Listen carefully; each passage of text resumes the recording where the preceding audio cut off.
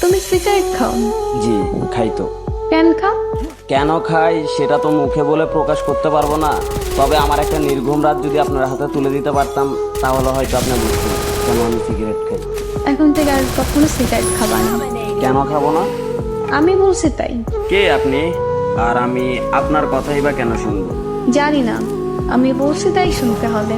আপনি নিজেই তো নিজেকে ভালো করে জানেন না, আর আপনি আসতেন আমাকে শাসন করার জন্য। তুমি রাত জাগো? রাত জাগা পাখিরা রাত জাগবে, এটাই তো স্বাভাবিক।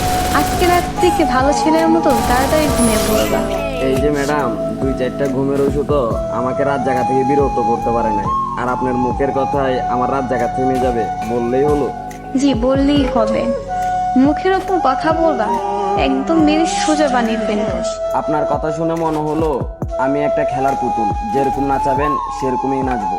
এত অবসল কেন তুমি? নিজেকে অগোছালো করে রাখতে ভালো লাগে তাই। নিজেকে গুছিয়ে রাখতে পারো না? যেখানে নিজের জীবনের প্রতি কোনো মায়া নেই সেখানে আর জীবনটা গুছিয়ে দিব। ও আচ্ছা, তুমি এত উৎসুক না কেন? খাওয়া দাওয়া ঠিক মতো করো না? পরিবারের জন্য মাথা ভর্তি টেনশন, প্রিয় মানুষের দেওয়া আঘাত।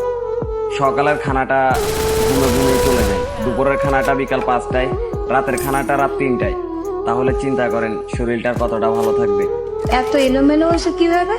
খেলার বয়সে পরিবারের দায়িত্বটা কাঁধে, আর আপনার মতো একটা মেয়ের জন্য নিজের জীবনটা উৎসর্গ করে। ও আচ্ছা, মানুষটা ভুল ছিল তাই ঠকে গেছো? আমি ঠকিনি, আমাকে ইচ্ছা করে ঠকানো হয়েছে। কিন্তু এরকম ভাবে জীবনে চলে না।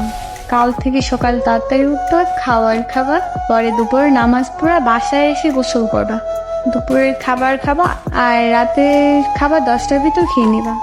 12টা অব্দি আমার সাথে কথা বলবা, তারপর 1 মিনিটও জেগে থাকবা না, বুঝতে পারছো? নির্ঘুম রাত, অনিয়মে খাওয়া আর অগোছালো জীবন, সেটা হয়তো আমি আর কখনোই চেঞ্জ করতে পারবো না। এভাবেই হয়তো চলতে থাকবে আমার জীবন গাড়ির চাকা।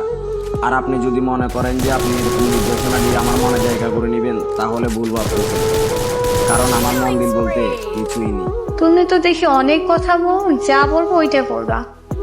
করবা মানে করবাই, না বললে মায়ের তো খাও নাই আমার হাতে, একদম সোজা করে ফেলবো। কাল থেকে আমার রুটিন শুরু তোমার লাইফে, মনে থাকো যেন। রুটিন শুরু করতে গিয়ে ব্লক লিস্টে পড়ে যান কিনা সেটা তো সঠিকভাবে বলতে পারতেছি না, কিন্তু ব্লক লিস্টে পড়ে গেলে সেটার জন্য আমি দায়ী নই। কিন্তু কোনো কিন্তু না, এখন বাইরে যা বলছে মনে থাকো যেন। আল্লাহ হাফেজ। আমি নিজেকেই তো ভালো করে মনে রাখতে পারি না, আপনার কথাটা মনে থাকবে কিনা তা আমি জানি না। আচ্ছা ঠিক আছে ভাই, আল্লাহ হাফেজ।